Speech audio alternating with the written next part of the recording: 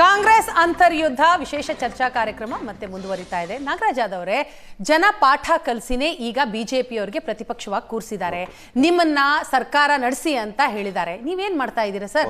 ಎಷ್ಟು ಆರೋಪಗಳು, ಭ್ರಷ್ಟಾಚಾರ ಆರೋಪ. ಮೇಡಮ್, ನಿಮ್ಮ ಪ್ರಶ್ನೆ ಬಹಳ ಬಹಳ ಕರೆಕ್ಟ್ ಆಗಿರ್ತಕ್ಕಂಥದ್ದು. ಯಾವುದೇ ಸರ್ಕಾರ ಅಧಿಕಾರದಲ್ಲಿರಬೇಕಾದ್ರೆ they should be answerable to the people of Karnataka, no doubt about it.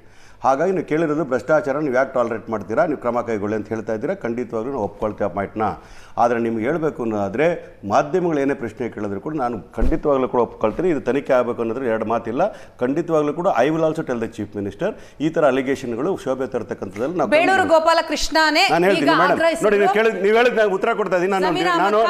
ನಾನು ಜಸ್ಟಿಫೈ ಮಾಡ್ಕೊಂಡು ಪ್ರಶ್ನೆ ಕೇಳ್ತಾ ಇದ್ದೀನಿ. ಜಮೀರ್ ಅಹಮದ್ ಖಾನ್ ರಿಸೈನ್ ಮಾಡಬೇಕು ಅಂತ, ಇದಕ್ಕೆ ಬೆಲೆ ಇಲ್ವಾ? ಹೇಳ್ತೀನಿ ಕೊಳ್ಳಿ. ಪ್ರೈಮಾ ಫೇಜಿ ಅವ್ರು ಹೇಳಿರ್ತಕ್ಕಂಥ ಹೇಳಿಕೆಗೆ ಮುಖ್ಯಮಂತ್ರಿಗಳು ತನ್ನದೇ ಆದ ರೀತಿಯಲ್ಲಿ ಆ ತನಿಖೆ ನೋಡ್ತಾರೆ. ಮೇಲ್ನೋಟಕ್ಕೆ ಏನಾದರೂ ಕಂಡು ಬಂದಿದ್ದಾದರೆ ಖಂಡಿತವಾಗ್ಲೂ ಕೂಡ ಕೇಳ್ತಾರೆ, ನೋ ಡೌಟ್ ಅಬೌಟ್ ಇಟ್. ನಾನು ನಿಮ್ಗೆ ಏನು ಹೇಳ್ತಾ ಇದ್ದೀನಿ ಅಂದರೆ, ನೀವು ಕೇಳಲಿಕ್ಕೆ ನಿಮ್ಮ ನೈತಿಕತೆ ಇದೆ, ಬಿಜೆಪಿ ಅವ್ರಿಗಿಲ್ಲ. ಕೊರೋನಾದಲ್ಲಿ ಜಸ್ಟಿಸ್ ಕುನ್ನಾ ಅವ್ರು ಏನ್ ಮಾಡಿದ್ರು ಗೊತ್ತಾ ನಿಮ್ಗೆ? ಅವ್ರು ಉತ್ತರ ಕೊಟ್ಟಿದ್ದಾರೆ.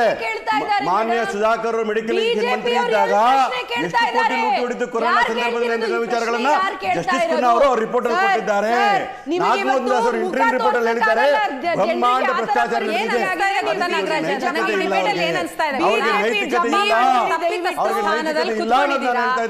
ನಿಮ್ಗೆ ಆನ್ಸರ್ ಮಾಡಕ್ ಆಗ್ತಾ ಇಲ್ಲ.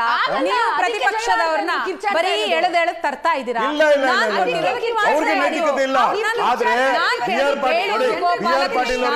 ಜಮೀರ್ ಅಹಮದ್ ಖಾನ್, ಬಿ ಆರ್ ಪಾಟೀಲ್ ಒಬ್ಬ ಸೀನಿಯರ್ ಶಾಸಕರಾಗಿದ್ದಾರೆ. ಅವರ ಮಾತನ್ನು ನಾವು ಗಂಭೀರವಾಗಿ ಪರಿಗಣಿಸ್ತೇವೆ. ಗಂಭೀರವಾಗಿ ಪರಿಗಣಿಸ್ತೇವೆ.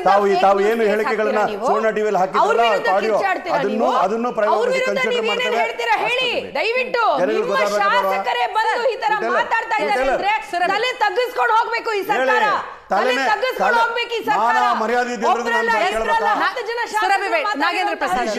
ಯಾವುದೇ ನೈತಿಕತೆ ನೈತಿಕತೆ ಇರೋರು ಏನು ಮಾಡ್ತಾ ಇದ್ದೀರಾ ಸರ್? ನೀವು ಒಂದ್ ನಿಮಿಷ, ನೈತಿಕತೆಯವರು ಇರೋರು ಏನು ಮಾಡ್ತಾ ಇದ್ದೀರಾ? ಯಾರೇ ಆಗ್ಲಿ ಪ್ರತಿಪಕ್ಷ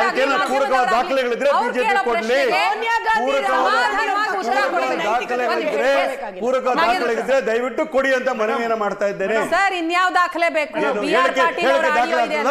ಹೇಳಿಕೆ ದಾಖಲೆ ಆಗ್ತದೆ ಅಂದ್ರೆ ಒಪ್ಕೊಂಡಿಲ್ವಾ? ಮತ್ತೆ ಅವ್ರು ಒಪ್ಕೊಂಡಿಲ್ವಾ? ಇದು ಕೇವಲ ನನ್ನ ಕ್ಷೇತ್ರದಲ್ಲಿ ಮಾತ್ರ ಅಲ್ಲ, ಎಲ್ಲಾ ಕ್ಷೇತ್ರಕ್ಕೆ ಹೋದ್ರೂ ಕೂಡ ಇದೇ ಪರಿಸ್ಥಿತಿ. ಪೊಲಿಟಿಕಲ್ ಸ್ಟೇಟ್ಮೆಂಟ್ ಅದೆಲ್ಲ ಕಾಗ್ನಿಷನ್ ಬರಲ್ಲ. ದಾಖಲೆಗಳು ಅಂದಾಗ ನೀವು ಈ ರೀತಿ ಯೂ ಟರ್ನ್ ತಗೋತೀರಾ? ಮಾನ್ಯ ಗೌರವಾನ್ವಿತ ಕಾಂಗ್ರೆಸ್ ವಕ್ತಾರರು ಬಾರಿ ಅವರು ನಾವು ದೊಡ್ಡ ಮಟ್ಟದಲ್ಲಿ ಕಾನೂನು ತಿಳ್ಕೊಂಡ್ ಬಂದಿವಿ, ಓದಿದ್ದೀವಿ, ಶಾಸಕರು ಅಂದ್ರು. ದಯಮಾಡಿ ನಿಮಗೆ ಒಂದು ಅವಾರ್ಡ್ ಬೇಕಾದ್ರೂ ಕೊಡ್ತೀವಿ. ಒಂದು ಕ್ಷೇತ್ರದಲ್ಲಿ 2 ಕೋಟಿ ರೂಪಾಯಿಯಲ್ಲಿ ಒಳಚರಂಡಿ ಕಾಮಗಾರಿ ಏನಾದ್ರೂ ಆಗುತ್ತೆ ಅಂತ ಏನಾದ್ರೂ ಅವ್ರು ಸಾಬೀತು ಮಾಡಿದ್ರೆ ನನ್ನ ವಕ್ತಾರರ ಹುದ್ದೆಗೆ ರಾಜೀನಾಮೆ ಮಾಡೋಗ್ತೀನಿ. ನಾಚಿಕೆ ಆಗ್ಬೇಕು. ನಿಮಗೆ ತಿಳಿದೇ ಇಲ್ಲ, ನಿಮಗೆ ತಳಮಟ್ಟದ ವಿಷಯನೇ ನಿಮಗೆ ಗೊತ್ತಿಲ್ಲ. ಮೇಡಮ್, ಒಂದು ಮಾತು, ಪ್ರದೇಶ ಅಭಿವೃದ್ಧಿ ಯೋಜನೆ ಅಡಿಯಲ್ಲಿ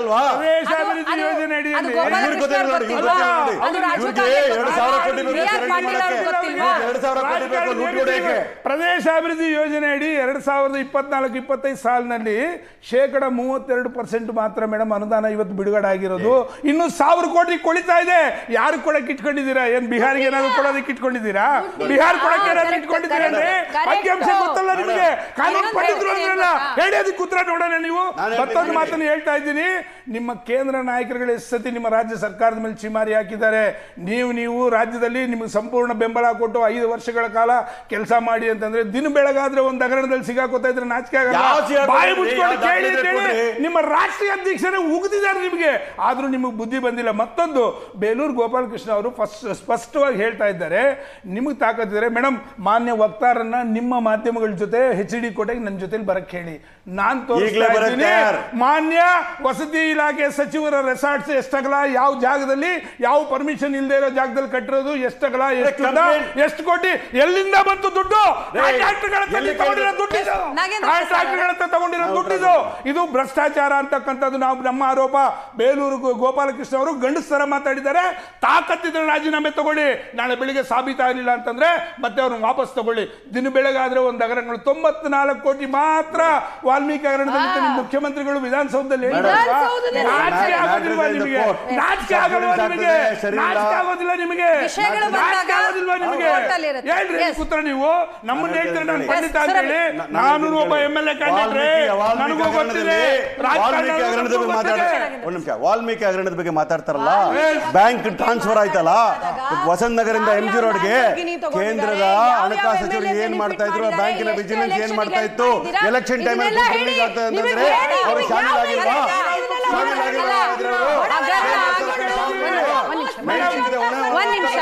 ಮುಖ್ಯಮಂತ್ರಿ ಅಲ್ಲ, ಕೇಂದ್ರದ ಹಣಕಾಸು ಸಚಿವರು. ಹಗರಣ ಆಗಿದೆ ಅನ್ನೋದನ್ನ ಸ್ವತಃ ಮುಖ್ಯಮಂತ್ರಿಗಳು ಒಪ್ಪಿಕೊಂಡಿದ್ದಾರೆ. ಆದ್ರೆ ಬ್ಯಾಂಕಿನಲ್ಲಿ ಅವ್ಯವಹಾರ ಆಗಿರ್ಬೇಕಾದ್ರೆ ಬ್ಯಾಂಕಿನ ಫೈನಾನ್ಸ್ ಮಿನಿಸ್ಟರ್ ಯಾರು? ನಿರ್ಮಲಾ ಸೀತಾರಾಮನ್.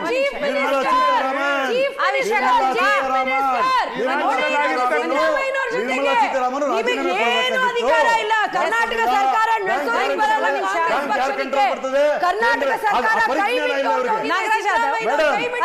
ಬ್ಯಾಂಕ್ ಯಾರ ಕಂಟ್ರೋಲ್ ಇದೆ ಗೊತ್ತೇ ಇಲ್ಲ ಅವ್ರಿಗೆ.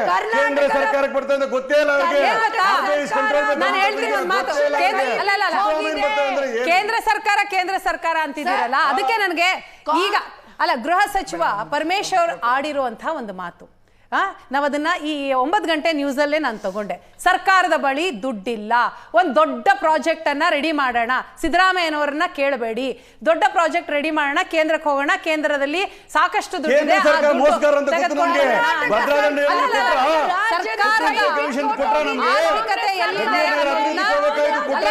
ಸ್ವತಃ ಸಚಿವರು ಹೇಳ್ತಾ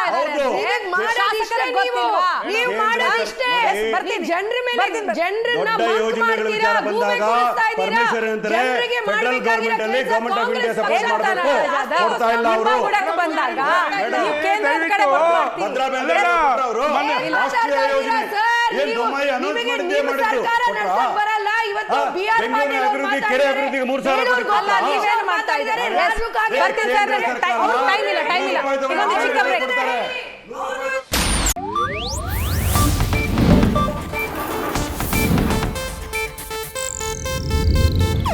ಇದು ಏಷ್ಯಾನೆಟ್ ನ್ಯೂಸ್ ನೆಟ್ವರ್ಕ್ ಪ್ರಸ್ತುತಿ.